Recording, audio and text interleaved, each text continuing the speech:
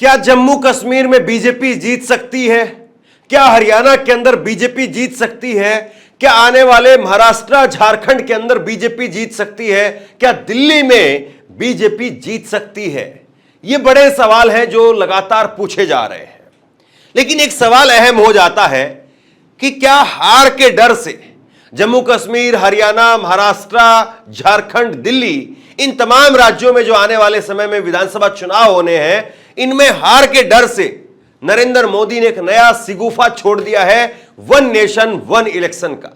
और अब लगातार मुद्दों पर बात ना हो और एक ऐसा लोगों के सामने नैरेटिव पेश कर दिया जाए कि सारी समस्याओं का समाधान अब वन नेशन वन इलेक्शन है और वन नेशन वन इलेक्शन होंगे तो सारी समस्याएं हल हो जाएंगी। लेकिन इसके लिए क्या वाकई नरेंद्र मोदी तैयार हैं? आपको पता है, अगर वन नेशन वन इलेक्शन कराना है तो उसके लिए संविधान के अंदर 18 बार संशोधन करने पड़ेंगे। 18 संशोधन संविधान के अंदर करने पड़ेंगे। तो ये अपने आप में बहुत बड़ी खबर है। और थोड़ा टेक्निकल तौर पर अगर हम समझें तो ये वन नेशन वन इलेक्शन वाली जो चीज है वो ऐसा लगता है कि बहुत दूर की कौड़ी है और मोदी जी ने इस दूर की कौड़ी को चल जरूर दिया है, लेकिन ये वाकई जो है वो कितनी मुमकिन हो पाएगी या नहीं हो पाएगी, इस पर अपने आप में सवालिया निशान खड़े हो गए। मैं आपको एक छोटी सी खबर दिखाता हूं, फिर उसके बाद में बीजेपी जो इसको लेकर के नैरेटिव खड़ा करने की कोशिश कर रही है उसकी फिर जांच पड़ताल करेंगे। सबसे पहले आप ये देखिए, एबीपी न्यूज की खबर है, वन नेशन वन इलेक्शन की राह आसान नहीं है, संविधान में करने पड़ेंगे 18 संशोधन, फिर भी रहेगी ये टेंशन। तो ये बहुत सारे सवाल जो है अब उठ रहे हैं कि कैसे कैसे संशोधन करने पड़ेंगे और 18 संशोधन करने के लिए क्या नरेंद्र मोदी के पास में उतना बहुमत भी है, ये भी बहुत बड़ा सवाल है। संविधान में कितने संशोधन करने होंगे तो देखिए, संसद के दोनों सदनों में बिल पास होने और राज्य की विधानसभाओं से पास होने के बावजूद भी केंद्र सरकार की राह आसान नहीं है। इसके साथ ही सरकार को कुल 18 संवैधानिक संशोधनों की जरूरत पड़ेगी। आर्टिकल 83 जिसमें संविधान के दोनों सदनों के कार्यकाल से संबंधित है। आर्टिकल 85 राष्ट्रपति द्वारा लोकसभा को भंग करने की शक्ति है।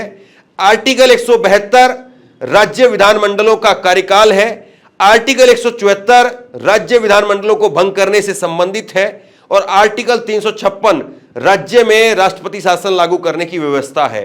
तो ये बहुत एक सीमित तौर पर मैं आपको बता रहा हूं, बहुत विस्तार से जो है, मतलब ऐसी टेक्निकल चीज है जिसको आप ढूंढते रहिए, तब आपको पता चलेगा कि ये तो असंभव सी बात है तकरीबन।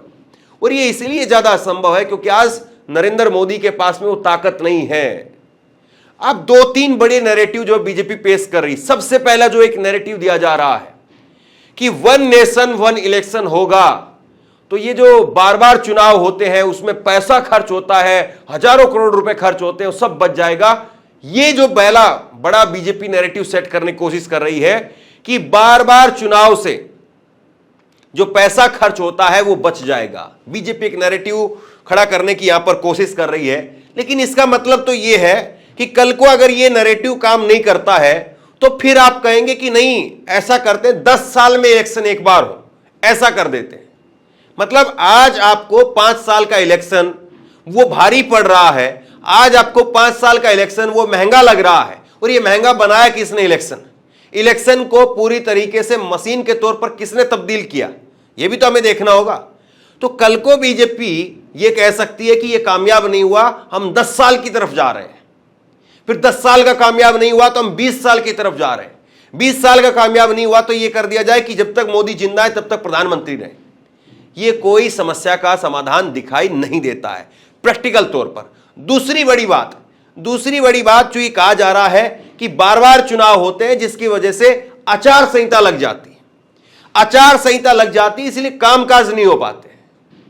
एक कोई भी सरकार जो चलती है उसके पास में पूरे 5 साल का वक्त होता है।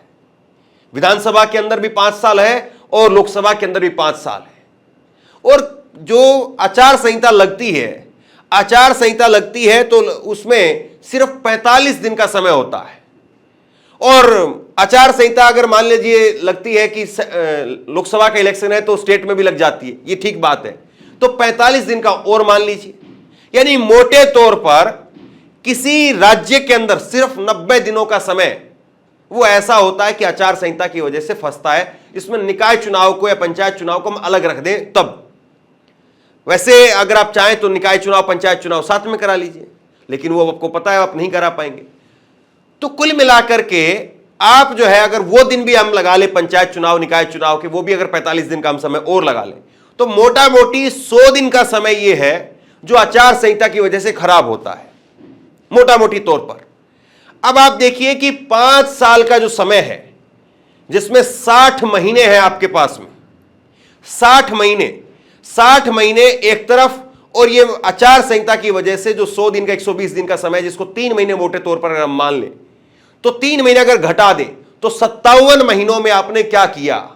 57 महीने आपके पास में थे, 57 महीने में आपने क्या किया? याद होगा आपको मोदी जी ने एक नारा दिया था और मोदी जी ने कहा था कि आपको कांग्रेस को आपने 60 साल दिया है, मुझे 60 महीने दीजिए। अब वो बातें कहीं पर जिक्र में नहीं आती हैं क्योंकि अब तो 60 महीने छोड़ दीजिए, मोदी जी खुद 120 महीने वो बिता चुके हैं देश की गद्दी के ऊपर, लेकिन अब उन चीजों का जिक्र नहीं है। तो ये जो चीज है मोदी जी की, आप ये बात याद करिए, मोदी जी ने जो कहा नोटबंदी के समय पर, जिस तरीके से कहा कि देश के अंदर जो है वो ये ऑपरेशन करना पड़ रहा है, और जिस वक्त में मनमोहन सिंह ने कहा था कि देश में आप अच्छी व्यवस्था में, देश जो है वो आगे बढ़ रहा है, देश की जीडीपी जो है वो अच्छी व्यवस्था में है, आप मत करिए ऐसा, तब मोदी जी ने एक लॉजिक दिया था, मोदी जी ने इसके पीछे एक तर्क दिया था और मोदी जी ने कहा था कि जब शरीर स्वस्थ होता है तब उसका ऑपरेशन किया जाता है। ये मोदी जी के उस वक्त की कथन मैं आपको बता रहा हूं। तो शरीर स्वस्थ होता है तब ऑपरेशन किया जाता है। आपने ऑपरेशन उठा करके कर दिया, लेकिन आपने ऑपरेशन एक बार नहीं किया, आपका ऑपरेशन कामयाब नहीं हो रहा है, इसलिए बार बार आप ऑपरेशन कर रहे हैं। आप जैसे कि कहीं पर जाते हैं तो वो कहता है कि टाइफाइड बिगड़ गया, जब डॉक्टर को टाइफाइड समझ में नहीं आया फिर कहता है कि नहीं अब इसको तो जो है वो ये खून की कमी हो गई है, वो खून की कमी समझ, फिर वो कुछ दिक्कत, उसकी इलाज किया, फिर कुछ और बता दिया, फिर कुछ और बता दिया, फिर कुछ और बता दिया।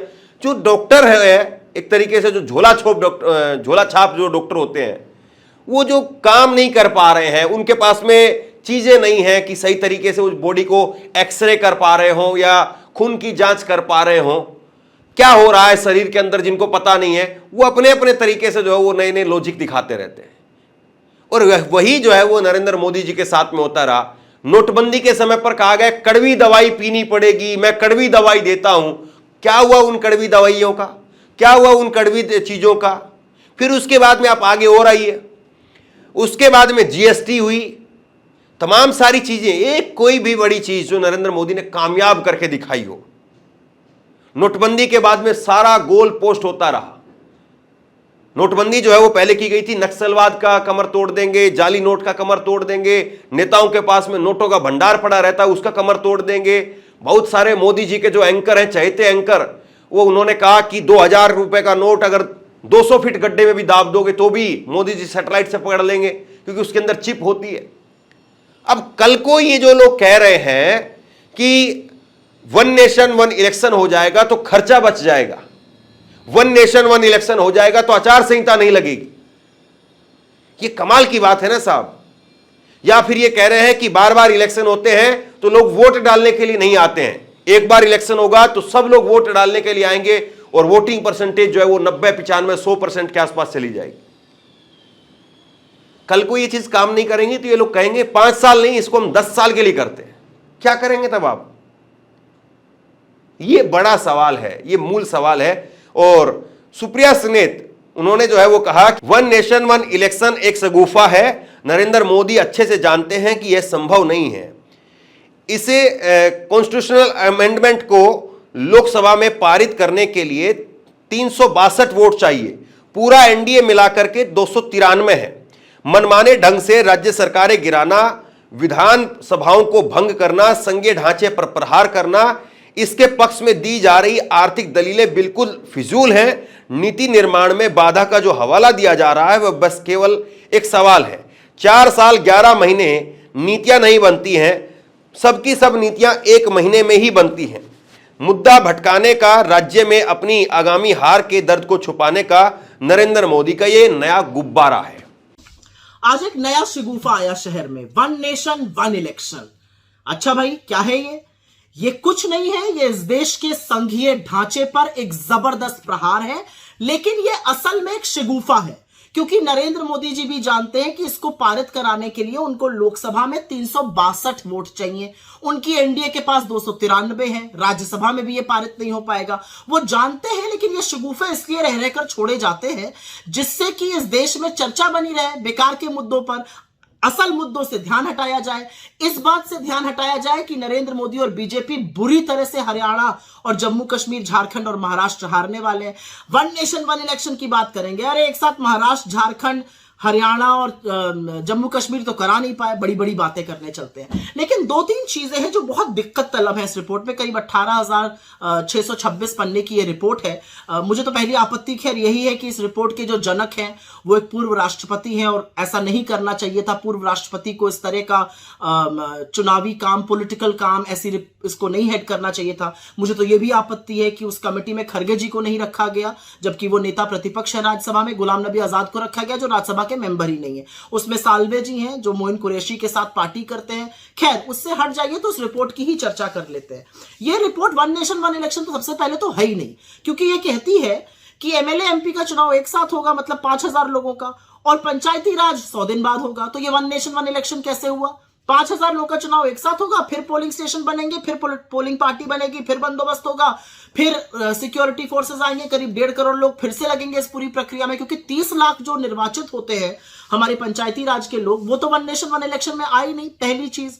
दूसरी चीज, ये कौन सी वुडू इकोनॉमिक्स ये शिगुफा छोड़ा जा रहा है? इससे खर्चा कम हो जाएगा। भैया कैसे खर्चा कम हो जाएगा? इसको कराने के लिए आपको 3 गुना वीवीपैट चाहिए, 3 गुना ईवीएम चाहिए, उनको बनाने के लिए आपको वक्त चाहिए, वो मैन्युफैक्चर होंगी अभी। लेकिन उसके अलावा सबसे बड़ी बात ये, उसमें जबरदस्त खर्चा होगा, ये खर्चा हम और आप वहन करेंगे। तीसरी बड़ी बात, ये पूरी तरह से राज्य सरकारों की अवमानना करता है। इस रिपोर्ट का कहना है कि राज्य सरकारों जिनका टर्म बचा रहेगा वो भंग कर दी जाएंगी, केंद्र उनको भंग कर देगा। क्यों भंग कर देगा भाई? और 17 राज्य सरकारें ऐसी होंगी जो उनका 2-3 साल बचा रहेगा 2029 तक, तो उनको क्यों भंग कर दिया जाएगा और वो क्यों ऐसा होने देंगी? और ये क्यों असंवैधानिक और अलोकतांत्रिक नहीं है? तो राज्य सरकारों को भंग कर देंगे ये। और इसमें एक बड़ी अजीब बात है, अगर कोई राज्य सरकार गिर जाती है तो वहां चुनाव होगा, लेकिन सिर्फ उस अवधि के लिए होगा जब तक लोकसभा चुनाव नहीं हो रहा है। मतलब चुनाव भी होगा, खर्चा भी वहन होगा, सारा बंदोबस्त भी होगा, लेकिन उसी अवधि के लिए। मैं तो एक सवाल पूछना चाहती हूं, मान लीजिए केंद्र सरकार गिर जाती है, जो बड़ी संभावना है मोदी जी की 2025 में गिरने की, तो क्या आप सारी राज्य सरकारों को भंग कर दीजिएगा? ये कौन सी इकोनॉमिक्स है, ये कौन सा लॉजिक है? ये सिर्फ मोदी जी ही बता सकते हैं। लेकिन एक बात यहां पर समझनी जरूरी है कि जो 2-4 बातें इसके बारे में कही जा रही है, इससे पॉलिसी मेकिंग नहीं हो पाती है, डिसीजंस नहीं बन पाते हैं। 4 साल 11 महीने आपसे पॉलिसी मेकिंग नहीं हो पा रही है, उसी 1 महीने में आपको सारी पॉलिसी मेकिंग करनी है। सारे जो पुराने निर्णय हैं वो चलते हैं, नए निर्णयों के लिए इसी से परमिशन मिल जाती है। ये सिर्फ और सिर्फ संघीय ढांचे पर प्रहार है।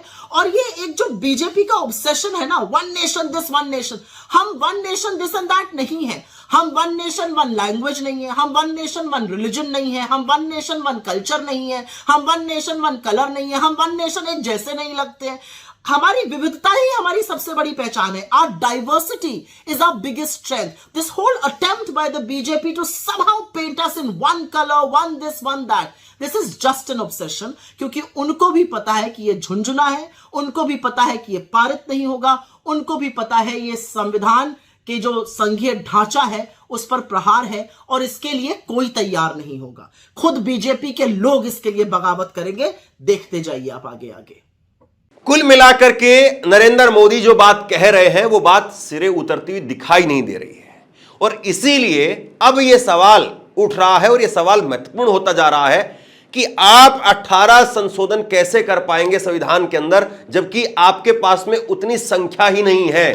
तो इसका मतलब यह हुआ कि सिर्फ आपने एक ऐसी चीज ला करके रख दी कि ना तो 9 मन तेल होगा और ना राधा नाचेगी, और लोगों को यह बता दिया जाए कि अगर राधा नाचे तो सारी जो है समस्याओं का हल हो जाए।